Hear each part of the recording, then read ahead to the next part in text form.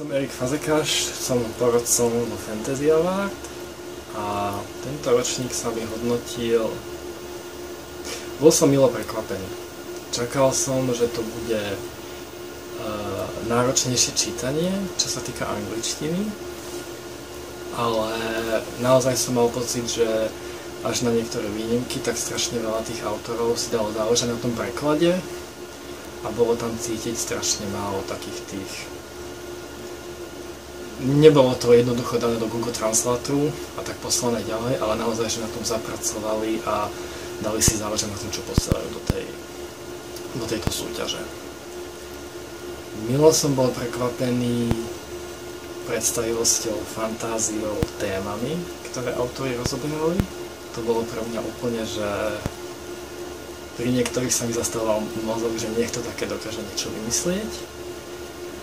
A až keď som to dočítal, tak som si uvedomil vlastne, že tí autori by nemali prestať písať, len pretože sa nedostali do top 3, top 5, top 10 alebo čo, lebo to, čo mnohým chýba, je len taká tá zručnosť v tom písaní. Vedia vymyslieť príbeh, vedia ho vypointovať, ale každý autor sa zlepšuje tým, že píše. A čím viac píše, tým vlastne chytá to remeslo a viac sa sústredí na ten príbeh. A vlastne vo väčšine rukopisov, ktoré aj my tu vo vydavateľstve máme, tak je hlavný problém ten, že ten príbeh je slabý. Ale tu som mal naozaj pocit, že aj keď to boli krátke útvary, lebo sme sa bavili o poviedkách, takže to dokázali dobre vypointovať a chytiť ten príbeh za vlasy a dotiahnuť do konca. Pri jednej konkrétnej poviedke, ktorá sa mi strašne páčila, som si uvedomil, že strašne veľa autorov trpí tým, že chce dopovedať príbeh až do úplného konca. Tá poviedka bola tak fantastická, ale mala sa skončiť 10% pred koncom. Lebo už to, čo tam bolo dopovedané, bolo pre mňa úplne zbytočné a len ma to trošku znechutilo. Ale zase možno to je tá práca editora, ktorá pri tom chýba. Že vlastne trošku to zoškrtať. Mal som v tejto anglickej časti pocit, že kratšie poviedky fungovali lepšie. Aj pri čítaní, asi v polovici čítaní tých anglických poviedok som si uvedomil, že to, čo tu nemôžeme hodnotiť v anglickej sekcii, je kvalita toho, ako tí autori píšu. Pretože strašne veľa z toho autorovho majstrovstva sa stráca v tom preklade. Tým, že to nepíšu väčšinou priamo v angličtine, tak ako si taký ten... Niekedy, keď si prečítate poviedku, tak aj keď príbeh nie je to práve, tak si poviete, že ale tento človek vie písať. A práve to sa mi na tom páči, že je to dobre napísané. A tu, keď som čítal niekoľko poviedok, ktoré boli fakt zle preložené do angličtiny, kde to bolo cítiť, že tam teda išiel translator na radosť, tak tam som si uvedomil, že fakt asi 2 alebo 3 príklady sa stratili v preklade úplne to, o čom to bolo. A chybí vata, ale to je tam vždy. Takmer pri každej poviedke by sa dala minimálne tretina vyškrtať a vôbec by to tomu neuškodilo. Jedna poviedka ma pri čítaní hneď zaujala, že by ako poviedka nefungovala, ale viem si ju predstaviť ako jeden perfektný, krásny, košatý román. Bol to príbeh o mužovi, ktorý odišiel na sever do Švédska, tuším, pracovať na 3 roky, aby zarobil veľké peniaze a potom sa mohol vrátiť späť na Slovensku, kde ho čakala žena. Ale keďže všetkým chlapom, keď idú za prácou, je smutno, tak tam bola nejaká čarodejnica alebo ktorá im dávala tiché ženy, ktoré teda nič neprehovorili, ale boli strašne krásne, spomínali im všetko, po čom túžili tí chlapi, ale získali vlastne pocit blížneho, ktorý im tam na ďalekom severe, kde vlastne polárna noc trvá 6 mesiacov a polárny deň ďalších 6 mesiacov, tak im vlastne chýbal niekto blízky, ale nesmeli ich nútiť rozprávať a keď im porodila dieťa tá žena, tak vlastne to si vzala hneď tá čarodejnica. Dúfam, že som to nepovedal, teraz si veľmi nepamätám obsahy. A v tej poviedke začína to samozrejme, keď ten muž už má vlastné deti so svojou ženou a zrazu dcéra uprostred noci zmizne z postele. A ten otec rozpráva svojmu synovi, keď už je ten syn dospelý, vlastne, že čo sa prihodilo.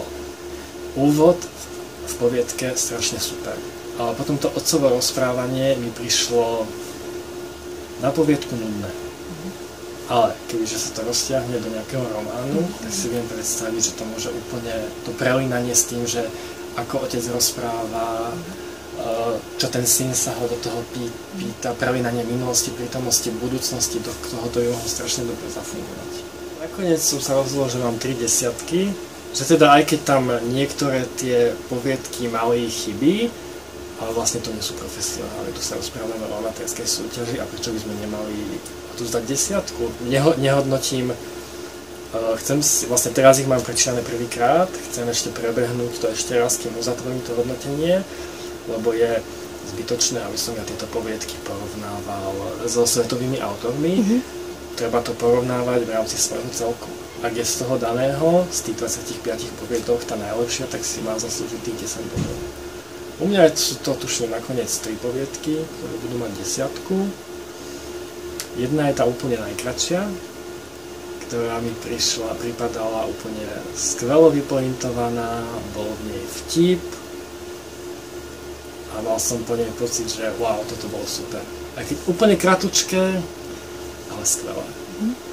To, čo sa mi, môžem aj konkrétne povedať, jedna konkrétna sa mi nepáčila, bola akési prerozprávanie stretnutia Van Helsinga a Drakulu v súčasnosti a ešte sa tam stiahli aj Kulenovci z Twilightu a mohlo to byť vtipné, sarkastické, dokonca aj cynické, ale bolo to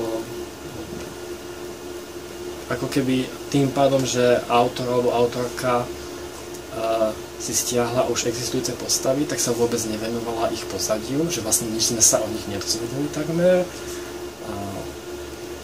Ja osobne si myslím, že mnohé poviedky boli naozaj veľmi dobré.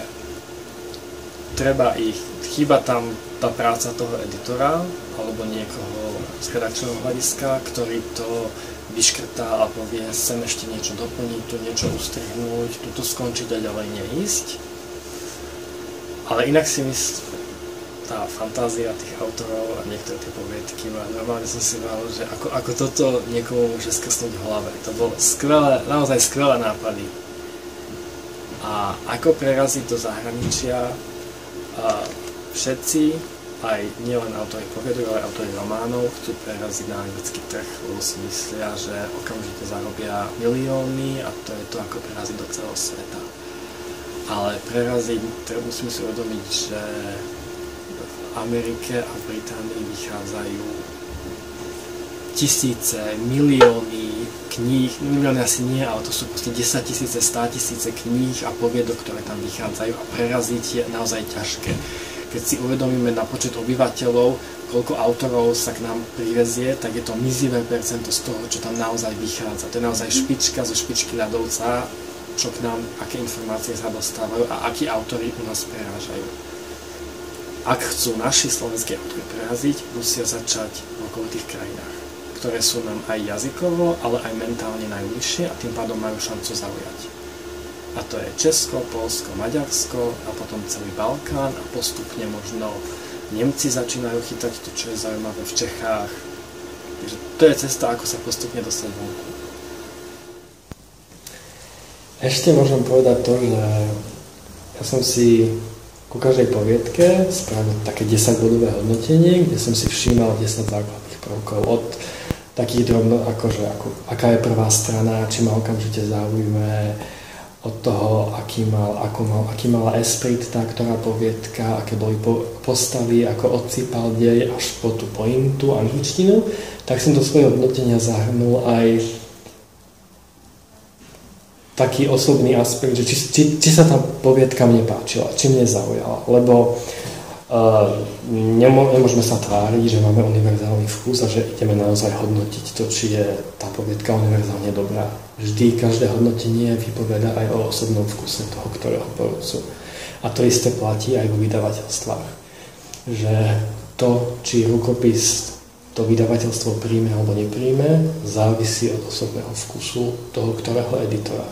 Samozrejme, sme vycvičení, aby sme mali čo najuniverzálnejší vkus. My nevydávame knihy, ktoré sa páčia len nám.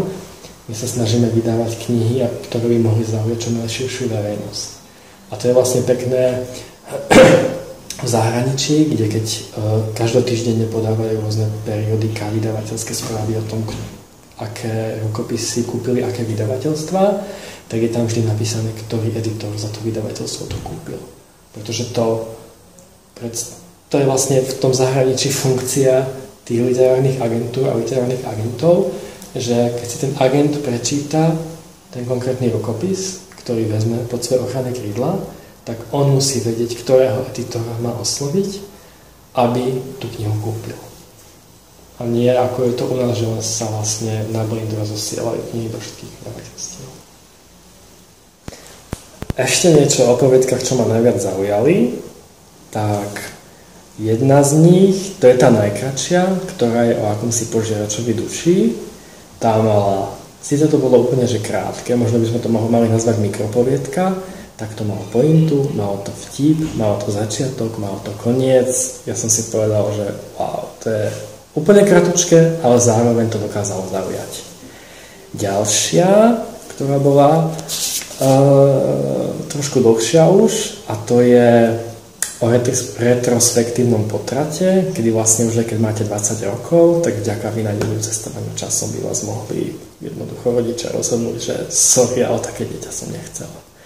Až na ten koniec, ktorý mi pripadal trošku slabší, nedotiahnutý ako keby, tak to bolo strašne super. Normálne som sa zabával, možno som zvrátený týmto spôsobom, ale bolo to super. Ďalšia, ktorá sa mi páčila, bola tiež postapokalyptická, kde hlavný hrdina žije vo svete, v ktorom všetci zomreli a žije len on. A potom za ním príde, zaklope mu na dvere nejaký starec, ktorý mu predá zrkadlo, v ktorom nájde nejakú svoju partnerku. Skvelé. Opäť to malo trošku pokazený koniec, ale inak super. Ďalšia poviedka bola postapokalyptická. Bolo to akési putovanie hlavného hrdinu do Jeruzalema, kde bola loď mimozemšťanov. A táto poviedka mala perfektne vystavaný príbeh, ako sa striedala prítomnosť, minulosť, malo to skvelú pointu. Dokonca si vlastne protirečil, ale muselo to byť dobre preložené, lebo som z toho cítil, že ten autor alebo autorka vie písať.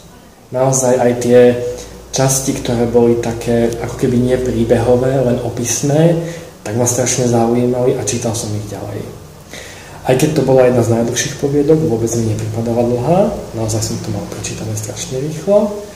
Akurát to, čo mu to chýbalo, bol akýsi, ja som to si to pre seba nazval, že esprit, ale akási. Keď to bolo post-apo, tak tomu chýbala taká tá post-apo depresia, ktorá by s tým vždy mala ísť. Čiže tak. A to je všetko. Asi z tých, čo ma najviac zaujali. Hej, 4.